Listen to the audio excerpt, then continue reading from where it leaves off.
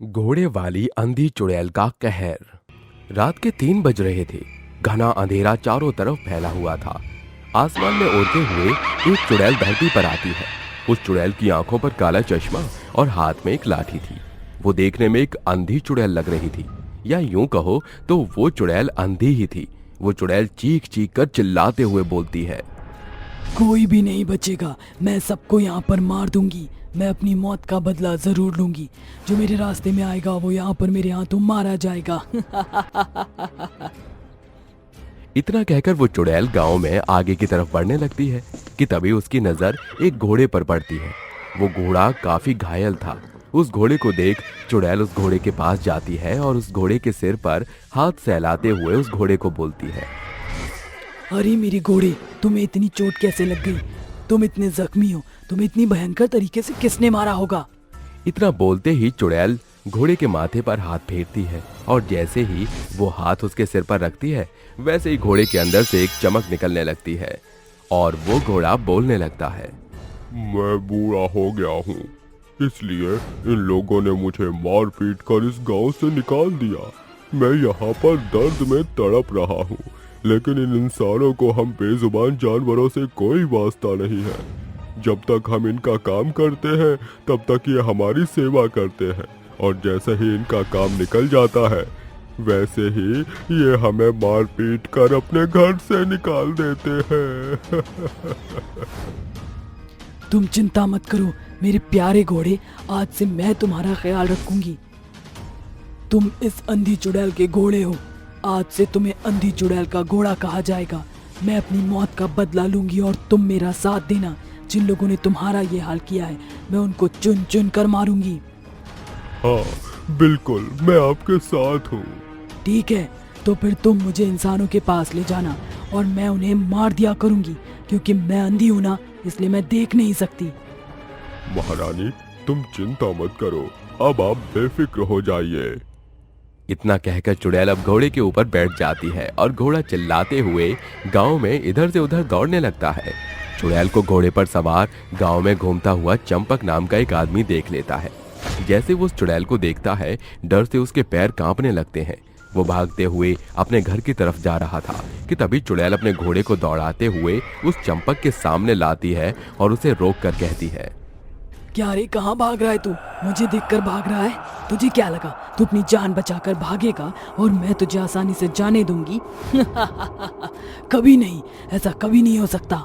मैं अपनी मौत का बदला लूंगी और साथ ही मैं अपने इस घोड़े के साथ हुई नाइंसाफी का भी बदला लूंगी। अरे चुड़ैल, अरे मैंने तेरा क्या बिगाड़ा है जो तू मुझे मार रही है? तू अपनी मौत का बदला अपने कातिलों से लेना, मुझे क्यों मार रही है? उसकी बात सुनकर चुड़ैल अपने घोड़े से बोलती है, मेरे प्यारे घोड़े, क्या तुम्हें नुकसान पहुंचाने वाला ये है? हाँ बिल्कुल, जब ये गांव वाले मुझे मार रहे थे तब उस भीड़ में खड़े होकर ये भी देख रहा था। क्या रे, तुम लोगों को क्या लगा कि बेजुबान जानवरों में जान नहीं होती? वो भले ही बोल नहीं सकते लेकिन दर्द उन्हें भी होता है। तुम लोग अपने फायदे के लिए पहले जानवरों को रखते हो और जब उनसे तुम्हारा काम निकल जाता है तब तुम उन्हें मारना शुरू कर देते हो। अरे तुम जैसे इंसानों पर तो लानत है। पहचान इस घोड़े को, पहचान इसे। मुझे माफ कर दो, आज के बाद मैं किसी भी जानवर को नहीं पीटूंगा और पीटता हुआ भी नहीं देखूंगा किसी को। अगर कोई भी जानवरों के साथ बुरा करेगा तो मैं उसके खिलाफ आवाज जरूर उठाऊंगा, लेकिन मुझे जाने दो। मैं तुझे जिंदा छोड़ने की गलती कभी नहीं कर सकती, समझा तू? इतना कहकर वो घोड़े को लगाम देती है, जिससे घोड़ा अपने दोनों पैरों से उस आदमी को लात मारता है और वो आदमी दूर जाकर गिर जाता है। चुड़ैल भी अब उड़ते हुए उस आदमी के पास जाती है, जिसके बाद वो उसे एक भयानक मौत दे देती है। इस तरह चंपक की एक भयानक मौत हो जाती है।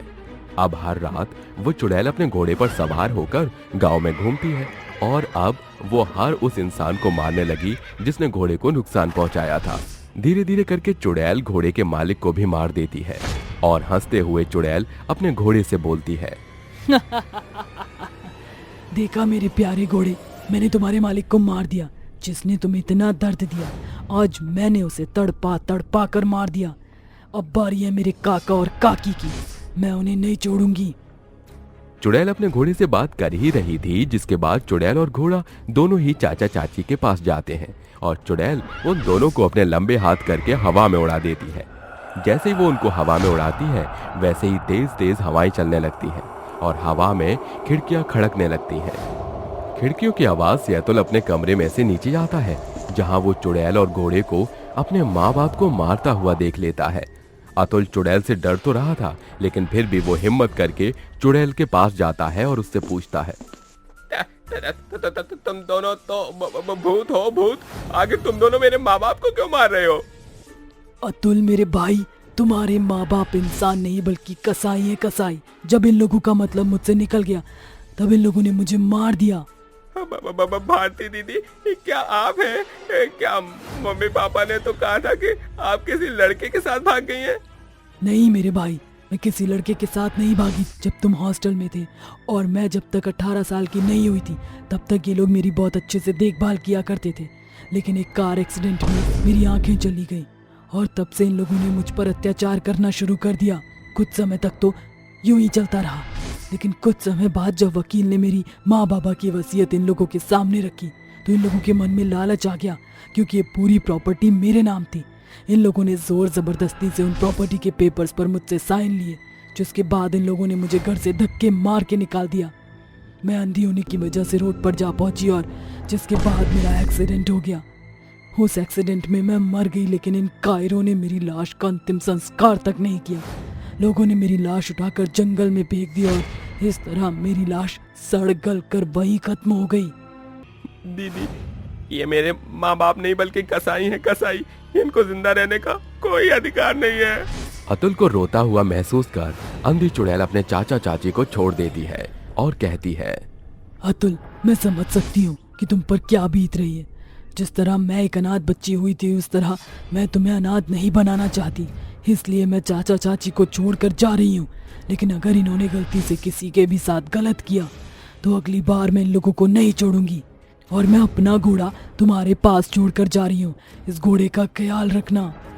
इतना कहकर वो अंधी चुड़ैल वहां से गायब हो जाती है और अब भारती के चाचा चाची को अकल आ गई थी, जिसके बाद वो अपने बेटे के साथ चुड़ैल के घोड़े का भी अच्छे से ख्याल रखने लगे और खुशी से रहने लगे।